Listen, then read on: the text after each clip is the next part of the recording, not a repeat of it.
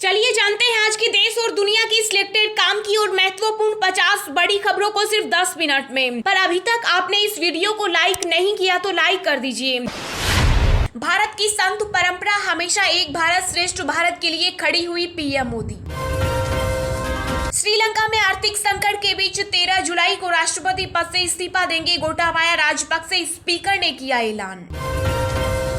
राष्ट्रपति व पीएम मोदी ने दी ईद उल अजहा की बधाई, कहा मानवता की भलाई के लिए प्रेरित करे यह त्योहार। श्रीलंका के आर्थिक संकट में भारत दे रहा साथ 3.8 बिलियन अमेरिकी डॉलर से ज्यादा की करेगा मदद। पीएम मोदी ने मां काली को किया श्रद्धा भाव से याद, सीएम ममता टीएमसी सांसद कर रही है बचाव, बीजेपी ने बोला हमला। अब अक्टूबर 2022 से पहले खरीदे गए टायर के साथ नहीं चला पाएंगे गाड़ी, केंद्र सरकार का नया नियम। पीएम मोदी ने कहा प्राकृतिक खेती करने वाले धरती मां की सेवा करते हैं, गोमाता की सेवा का भी मिलता है सौभाग्य। टीएमसी विधायक ने दिया बड़ा बयान, कहा पीएम मोदी को भी करना पड़ेगा श्रीलंका जैसे हालात का सामना। यूक्रेन ने भारत समेत 5 देशों के राजदूत किए बर्खास्त, राष्ट्रपति जेलेंस्की ने किया ऐलान। उपराज्यपाल मनोज सिन्हा ने राहत कार्यों में तेजी लाने के दिए निर्देश, बोले जल्द बहाल होगी अमरनाथ यात्रा। हम श्रीलंका की हमेशा मदद करते रहे हैं और आगे भी करते रहेंगे, कोई शरणार्थी संकट नहीं, विदेश मंत्री एस जयशंकर। पीएम मोदी बोले सर्वे भवन्तु सुखिन सर्वे सन्तु निरामया की भावना को साकार करती है प्राकृतिक खेती। 73 लाख पेंशन भोगियों को एक साथ मिलेगी पेंशन, केंद्रीय प्रणाली को जल्द मिल सकती है मंजूरी। राजस्थान के पाली जिले में नूपुर शर्मा की डीपी लगाने पर वीडियो कॉल करके दी धमकी, बोला अब तेरी गर्दन काटूंगा। श्रीलंका में बिगड़े हालत, पीएम ने दिया इस्तीफा, राष्ट्रपति भी पद छोड़ने के लिए हुए तैयार, सेना प्रमुख ने की शांति बनाए रखने की अपील।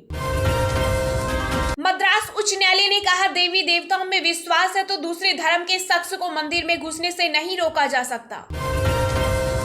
अभिषेक वर्मा और ज्योति सुरेखा वेनाम ने रचा इतिहास, भारतीय कंपाउंडर मिक्स्ड टीम ने वर्ल्ड गेम्स 2022 में भारत को दिलाया पहला मेडल। पंजाबी सिंगर सिद्धू मूसेवाला हत्याकांड का एक और शूटर गिरफ्तार, आरोपी ने वारदात के बाद बनाया था हथियार लहराते हुए वीडियो। स्वतंत्रता दिवस जश्न के मौके पर 22 अगस्त को क्रिकेट मैच करना चाहती है भारत सरकार, बीसीसीआई को भेजा प्रस्ताव। दवाओं मेडिकल उपकरणों को रेगुलेट करने के लिए नए बिल का मसौदा हो सकता है गेम चेंजर। आर्थिक संकट में फंसे श्रीलंका की भारत ने की बड़ी मदद, 44,000 टन यूरिया भेजा। पीओके में आजादी के लिए फिर उठी आवाज, लोगों ने लगाए पाकिस्तानी सेना गो बैक के नारे, कई जगहों पर हुआ विरोध प्रदर्शन। हरियाणा के मुख्यमंत्री मनोहर लाल खट्टर ने कहा हरियाणा विधानसभा के लिए अलग से होगा भवन का निर्माण, गृह मंत्री अमित शाह ने दी मंजूरी। बंगाल में संगठन को मजबूत करने में जुटी भाजपा, केंद्रीय मंत्री स्मृति ईरानी ने हावड़ा के राम मंदिर में की पूजा अर्चना। कांग्रेस मुक्त हुई गोवा, 11 में से 8 कांग्रेस विधायकों की हुई बीजेपी में एंट्री। सीएम शिंदे और उद्धव ठाकरे को लगा झटका, आदित्य ठाकरे को छोड़कर दोनों गुटों के 53 शिवसेना विधायकों को नोटिस, 7 दिनों में मांगा जवाब।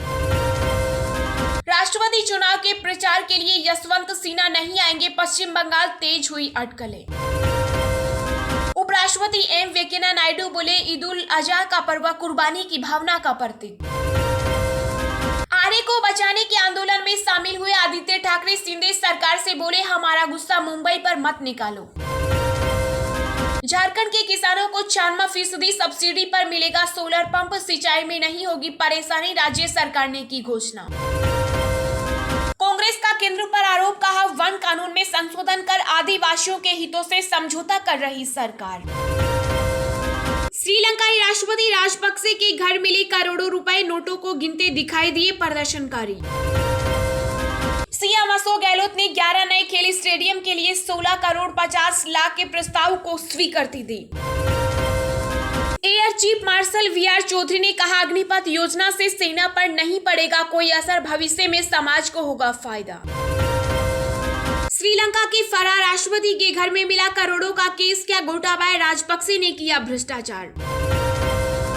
अंतर्राष्ट्रीय मुद्रा कोष की श्रीलंका की स्थिति पर है पूरी नजर, राजनीतिक संकट जल्द हल होने की उम्मीद। अमेरिकी राष्ट्रपति जो बाइडेन ने सऊदी अरब की अपनी यात्रा का किया बचाव, कहा चाहता हूं कि संबंध खराब न हो। कांग्रेस अध्यक्ष सोनिया गांधी ने ईद पर लोगों को दी मुबारकबाद। श्रीलंका संकट के बीच बोले सीरियस, कहा शांति बनाए रखने के लिए जनता का सहयोग जरूरी। हरियाणा में कांग्रेस को लग सकता है बड़ा झटका, कुलदीप बिश्नोई ने की गृह मंत्री अमित शाह व बीजेपी नड्डा से मुलाकात, जल्द भाजपा में हो सकते हैं शामिल। बॉर्डर पर भी मनी ईद, पाकिस्तान बांग्लादेश को भारत ने दी मीठी मुबारकबाद। हरियाणा विधानसभा के लिए चंडीगढ़ में जमीन देने की घोषणा पर पंजाब में छिड़ा राजनीतिक घमासान। देश में अगले 24 घंटों के दौरान कई राज्यों में होगी झमाझम बारिश, जाने मौसम विभाग का ताजा अलर्ट। राष्ट्रीय स्वयंसेवक संघ ने 2024 तक शाखा की संख्या 1 लाख पहुंचाने का रखा लक्ष्य। सपा गठबंधन में दरार, ओम प्रकाश राजभर बोले मेरी तरफ से all is well. Andhra Pradesh में जगन मोहन रेड्डी वाईएसआर कांग्रेस के आजीवन अध्यक्ष चुने गए, पार्टी ने बदला अपना संविधान। कोरोना ने बढ़ाई चिंता, देश में सक्रिय मरीजों की संख्या 1.28 लाख के पार, 42 लोगों की मौत। आरएसएस प्रांत प्रचारक बैठक में बदला गया प्रचारकों का रोल, दक्षिण मध्य क्षेत्र में भी 3 पदों पर हुआ बड़ा बदलाव।